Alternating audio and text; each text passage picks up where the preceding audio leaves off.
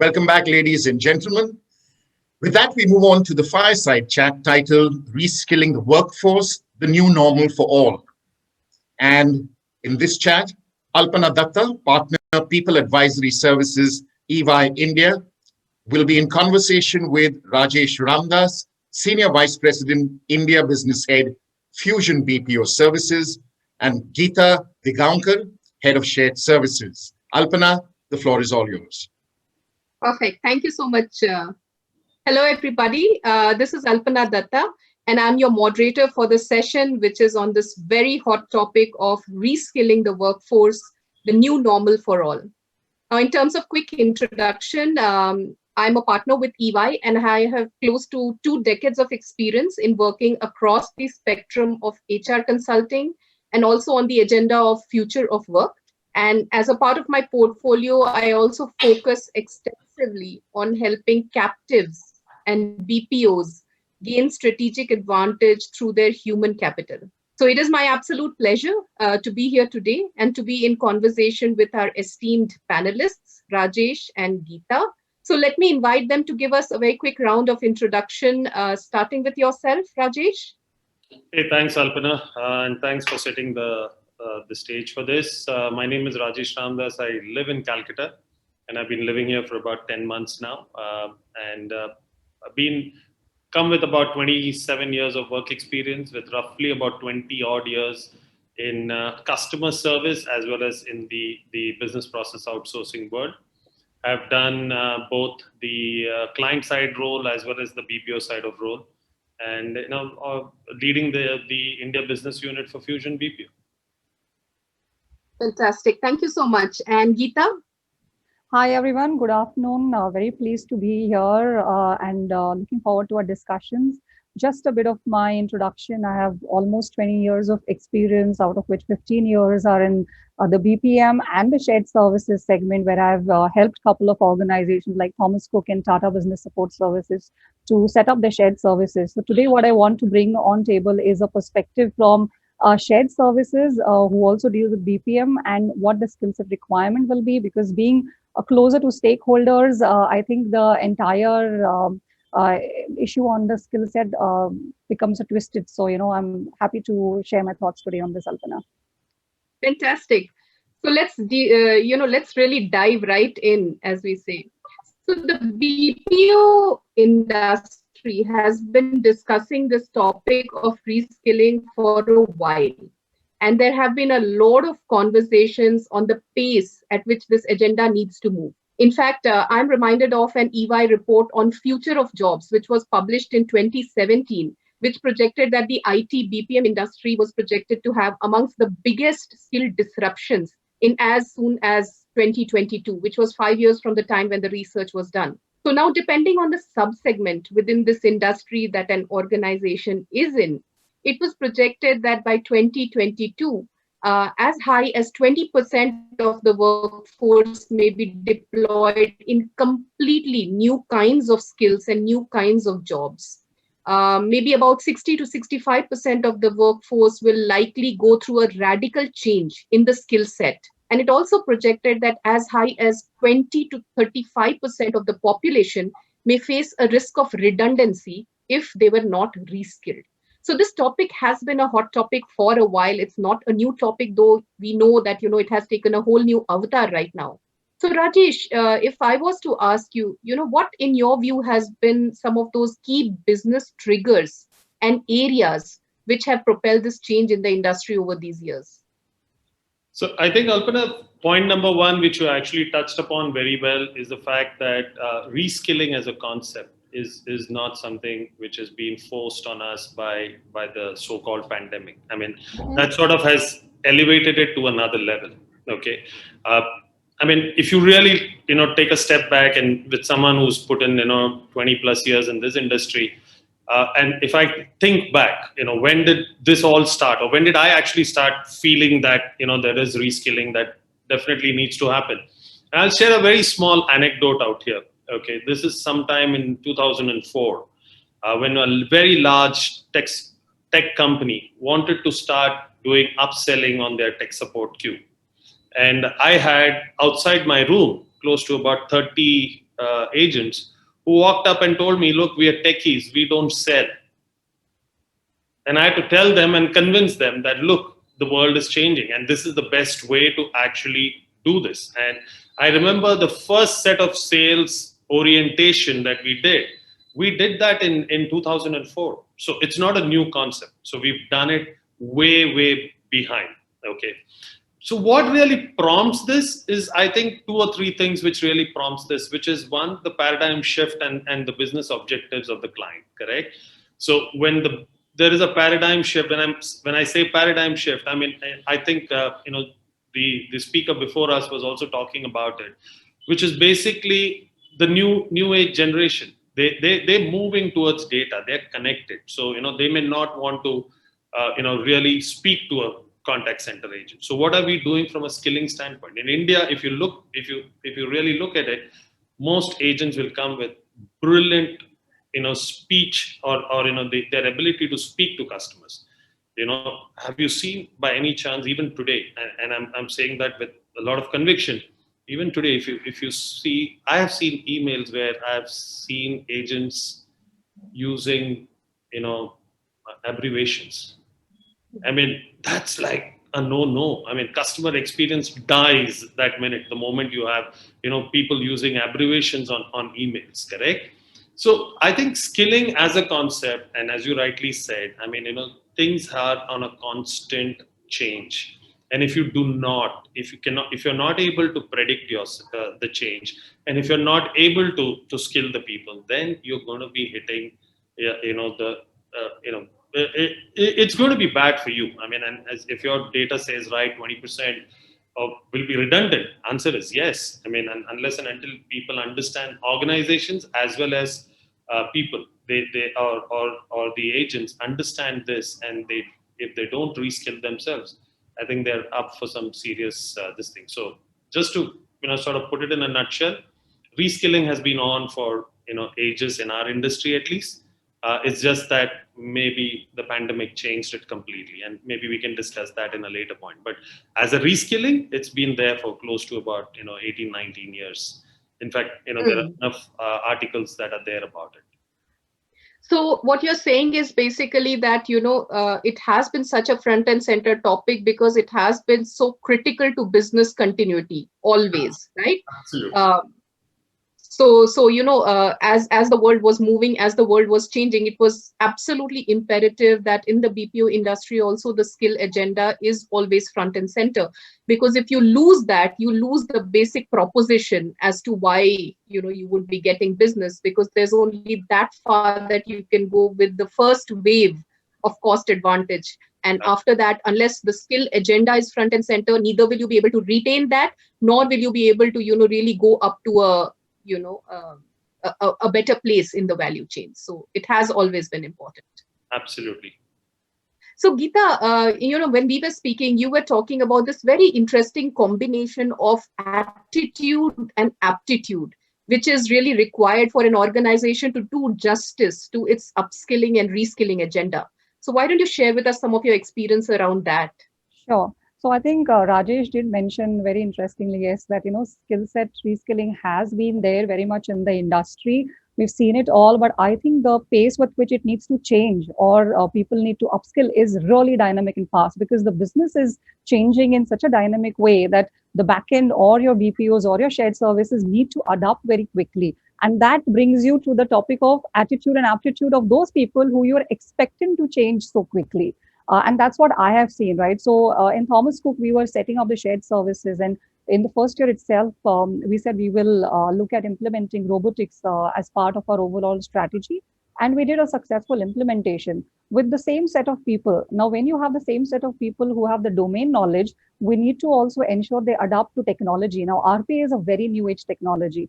How do we get them skilled to even not being feared of RPA, give the information, really ensure it is automated in the right way? That has been a journey for us. So it was not overnight. We actually ensured we educated them about it, what RPA means, how it can impact their work, what impact it is going to create on the organization, and what value add it is going to bring. I think those are steps that we brought in, and we also included HR in that entire concept. So it was a organization-led change which was really done. And then we realized there are some people who could actually pick up things very quickly, and it is not defined to age. We had certain senior people in the teams, they picked up that as well. And some people could not at all adapt. And for them, we had to really struggle on the reskilling where we could bring them to a data analytics kind of a role because they could not fit into a RPA kind of a solution, that they had to monitor. So yes, absolutely, the skill set requirement in terms of the attitude and aptitude both go hand in hand. So for some people who are really very clear saying, we cannot do this, I cannot handle this, they are coming on having those conversations rather than failing and then realizing, okay, I can't do it. Some people, because they have the aptitude, we are pushing them to try it out at least once. So it is a continuous dialogue basis, also the experience with the teams and the credibility the teams would have built. So it's a fine line, I would say. But I'm seeing people given a thrust and a push do adapt to changes pretty quickly. And the people who will not, very rightful, like you said, 20 to 30% of that skill set would go redundant if they're not willing to change at a faster pace that we're expecting. Absolutely. So it really boils down to the whole change experience journey, right? So there is a reason why the organization needs to make a shift, but then there is an existing employee group, Yes. and you need to really do a very good job of, on the one hand, being extremely sensitive and empathetic and make sure that people are given different ways and means in which they can adopt to this change at a pace that works for them. And on the other hand, you also want to make sure you're not too slow. So as an organization, how do you really keep the wheels running and see where is it that you need to reskill versus where is it that you need to probably, hire new talent from the market or, realign jobs of the existing employees. Correct. And also taking tough Yeah. decisions if required. If some people are not going to be upskilled, you will have to look at moving them into a skill set which could be used, so there could be tough decisions to be taken as well. Correct. Absolutely. In fact, since you mentioned RPA, I was reminded of, one of the assignments that we were doing for a very large BPO setup. And we implemented this whole concept, which was called a hot house, where, you really brought in employees in a gradual manner into the new RPA world, let them experience this a bit, let them go back to their old world, and Correct. slowly sort of move them into that new world. And you almost had a set of people on this side and on that side. And then gradually over a period of time, you're seeing everybody getting more comfortable with the new ways of working using RPA. And that was the whole change experience journey. So I think Absolutely. it is an exercise which requires many layers of expertise, as you rightly mentioned, Geeta. So, let's talk a little bit now on the topic of COVID, because no topic of reskilling in today's time is complete without talking about the impact that the pandemic has had. So, COVID has added a whole new dimension to this topic of reskilling. And as I love to say that in the last 7-8 months, we all have been part of the world's biggest remote working experiment. Okay, whether we like it or not, we've become part of that experiment. So we know one thing for sure, that yes, the shades may vary, but we know that no organization is going back to the ways of working and the skill sets which were pre-COVID. So there will be change. Now the extent and the impact of change could be different for different industries. So as again, as EY, when we speak to a lot of organizations, we speak to the C-suite leaders and we talk to them about what are their biggest priorities as they look to, manage business continuity and growth ambitions post-COVID. Definitely reskilling is one of the top 3 agenda items. So Rajesh, again, let me, request for your views here. How has the world of agents and team members changed on account of the pandemic? Like, do you really need to do a lot of reskilling at that level? And how does, this whole worldview differ as you go up the hierarchy? Sure. And Alpana, I think you sort of hit the nail on the head. And usually, if you sit through a summit like this, you see a lot of RPAs and artificial intelligence, and a whole lot of those kind of things. But finally, what we all seem to forget is that last man standing. He is the one who makes or breaks your experience for your clients.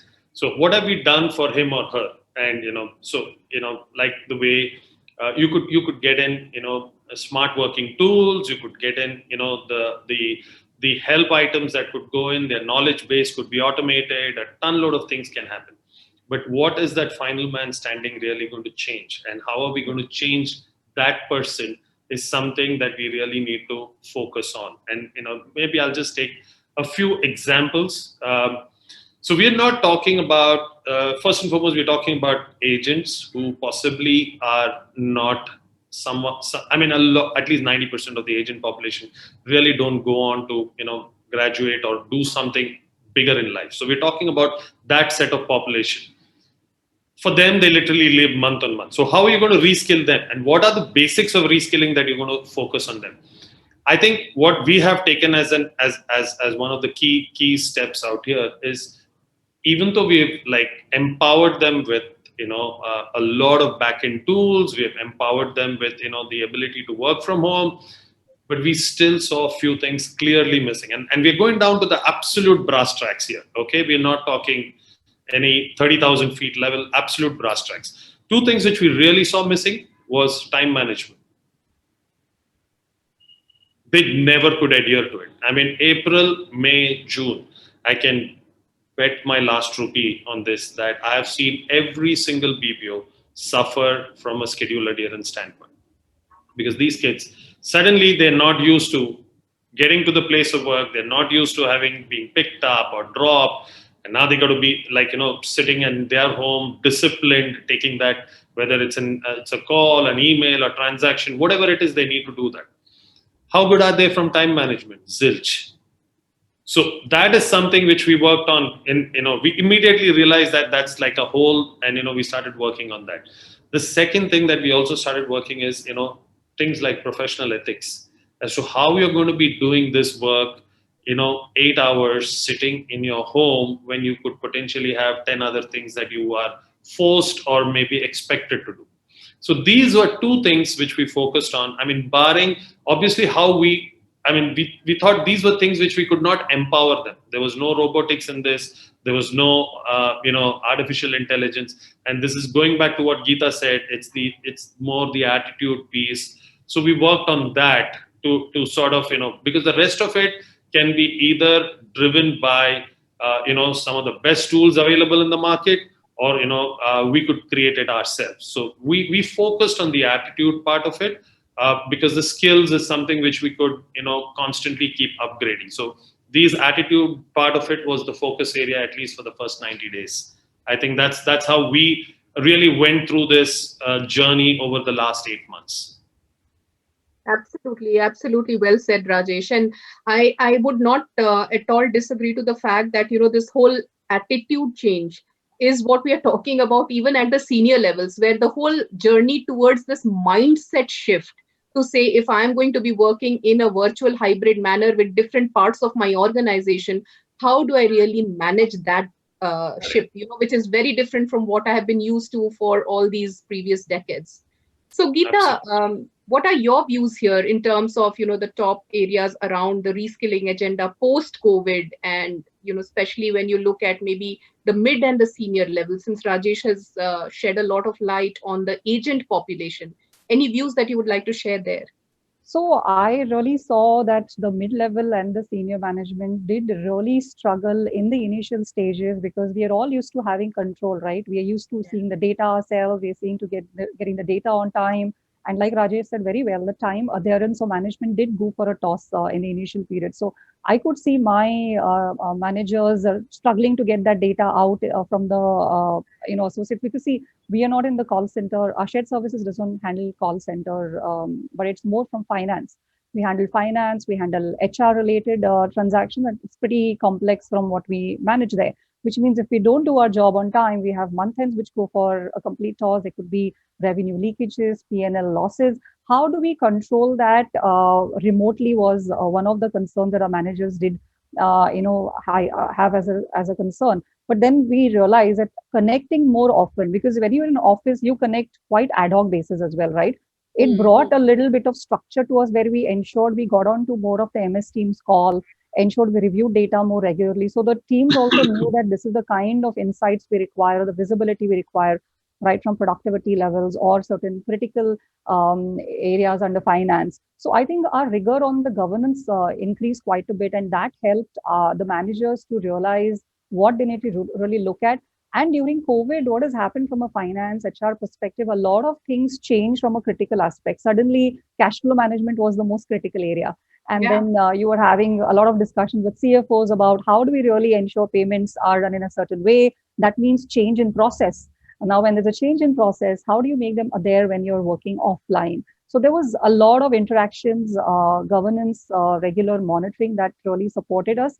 But yes, initial stages, the managers did struggle, but now I think they are very much in control because of the new norms that we know that we need to ensure that we need to be in touch with people. The second thing is it's just not work related. The pandemic also ensured managers needed to be more empathetic because there are people who are going through so much of struggles working from home. In Bombay, especially, if you remember the power outage that happened, never expected in Bombay, but it put the entire operations for a toss for us. So how do you ensure that you're empathetic in these situations, also still manage and ensure people work a little bit extra to get that sorted? So I think those were real time challenges which the managers hadn't really faced initially. So I've seen them being more empathetic. We understand what's going at people's residences because they're small houses, multiple people on multiple calls.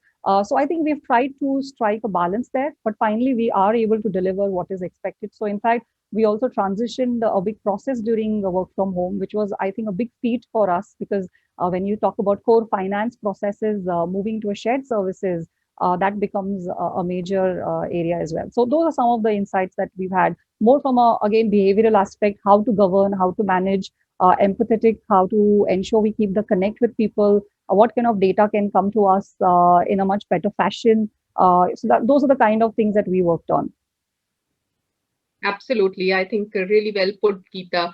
So, you're right. It's broken cross-functional boundaries. People have got together because it's about business continuity and cash flow management, and it's not about whether finance alone needs to take the entire burden of it. So, topics of business consideration and business importance, the way different sort of task force teams got created and the way they really went after it showed a lot about the resilience that we have as a country and Yes. as an industry. And that's why I think we are in a good place even post the pandemic. And the other one is the whole focus on empathy and just the whole conversation around diversity, inclusion, empathy, culture. Some of these topics have again become so important, and a lot of investment that I see from organizations to make sure that they don't leave these to chance and just say, okay, these are fuzzy and soft and I'm not going to bother about it. It has again become extremely important to business success. Yeah, even communication for that matter, how the senior Yeah. management during these times have reached out to various segments of people because they knew that they had to keep that communication on. Otherwise, people were feeling like islands sitting at their house, right? You're working on your own, you may be only interacting with two or three people. But when the senior management, your CEOs, your CFOs are addressing staff and, saying that we are in the same boat, we're facing the same issues, I think that really helped people to hang on and say, okay, we are not the only ones going through this trouble and we have something to deliver here, which is what needs to be done. So I think that was also a very key thing that we did. Absolutely. So, to sum it up, what I hear you talk about, you both talk about is the fact that, there's a lot of emphasis on reskilling, focus on new roles, new skills, both functional and behavioral. Definitely, automation and digitization will continue to play a very important role. But what we are really seeing here is organizations, treating this topic front and center so that they are responsive, they are being insightful, and also they are being efficient so that they are able to really do justice to the sort of opportunities that lie ahead of us as an industry. So Absolutely. great. I think we're almost out of time. So over to you, Ivan, and thank you so much, Geeta and Rajesh, for the conversation. Pleasure is all ours. Thank you, Rajesh and Geeta, once